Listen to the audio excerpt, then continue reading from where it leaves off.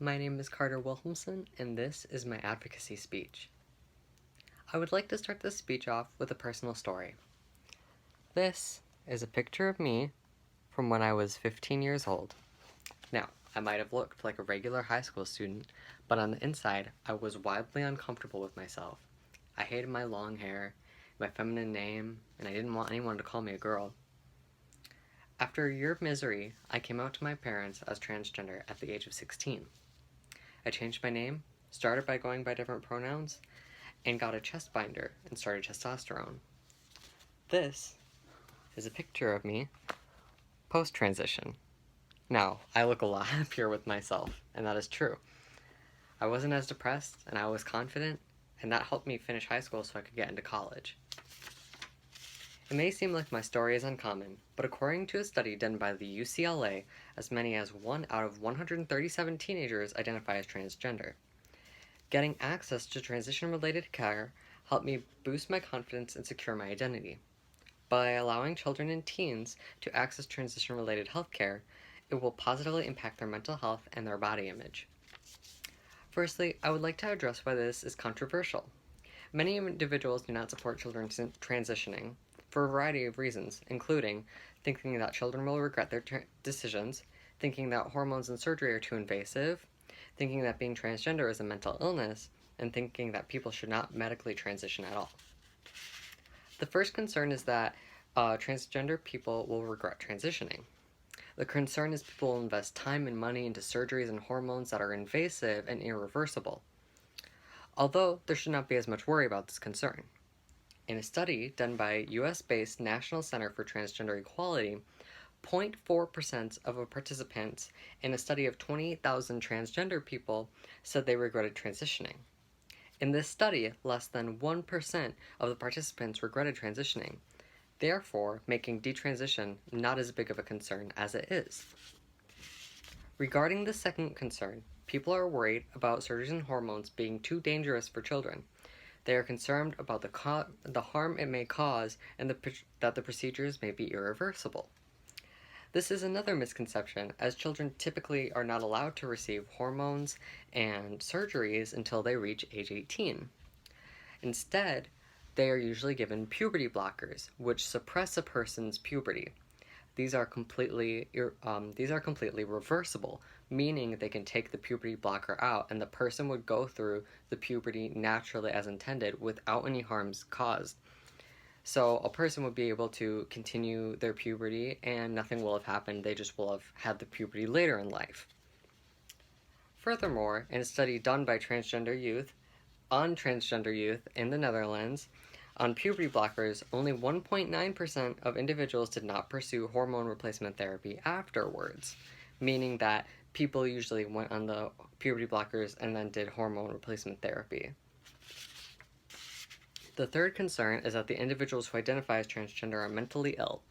This is a common misconception because transgender people used to have a diagnosable mental illness called gender identity disorder, although this is not the case anymore, as in 2012 they took gender identity disorder and removed it from the Diagnostic Mental Health Manual. Similarly, homosexuality was also a diagnosable mental illness, although it was removed in the second edition of the DSM. With the last concern, there are other ways that children can transition. Most people are aware of medical transitioning, which includes the puberty blockers, the hormone replacement therapy, and the gender reassignment surgeries. Although there are other types of transitioning, one being social transitioning, which includes aspects of change such as changing a name, changing pronouns, changing the way that one dresses, etc. One way of social transitioning is using articles of clothing designed to hide certain sex characteristics. This article of clothing that I have right here is called a binder. It compresses the chest to give it a flatter, more masculine look, and that is one form of social transition, is wearing the binder to have a flatter looking chest to appear more masculine. So, social transition is a form of non-invasive transition that can benefit children who are transgender. So if people are worried about transitioning in general because they assume it's automatically medical transitioning, there are other ways to transition. Now that we've discussed the reasons why people may not support medical transition, let's talk about the benefits of allowing children to medically transition and receive transition-related health care.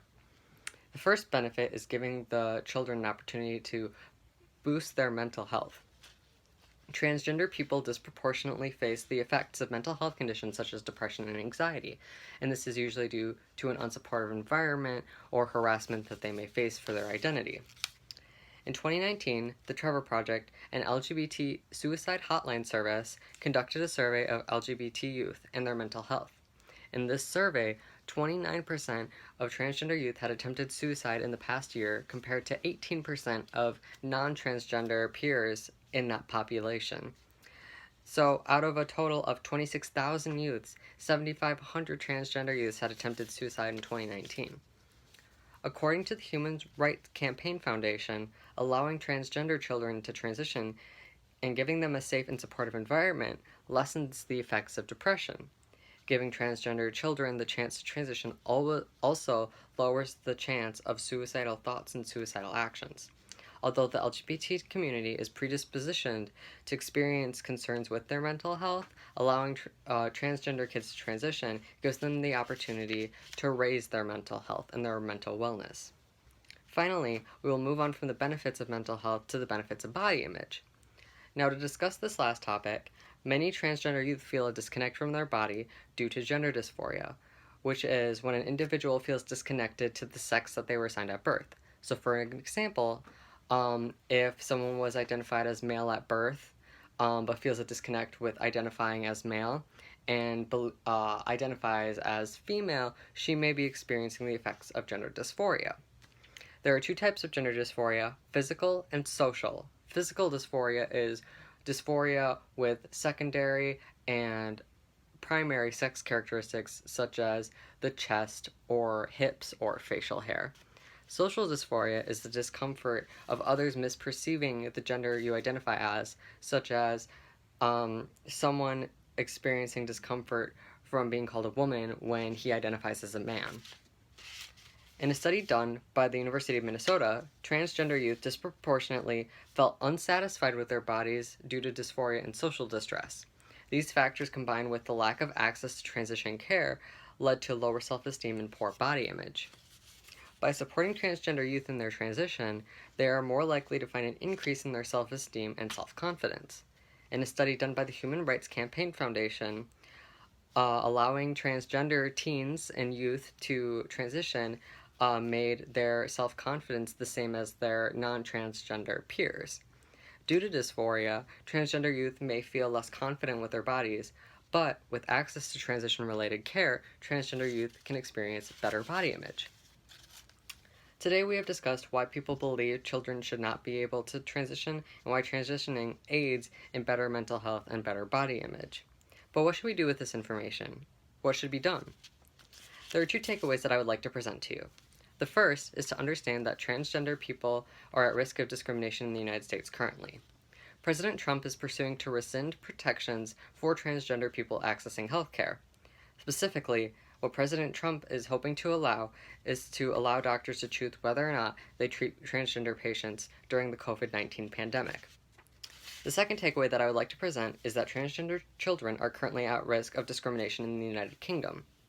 Just recently, the UK proposed banning transition for individuals before the age of 18. This shows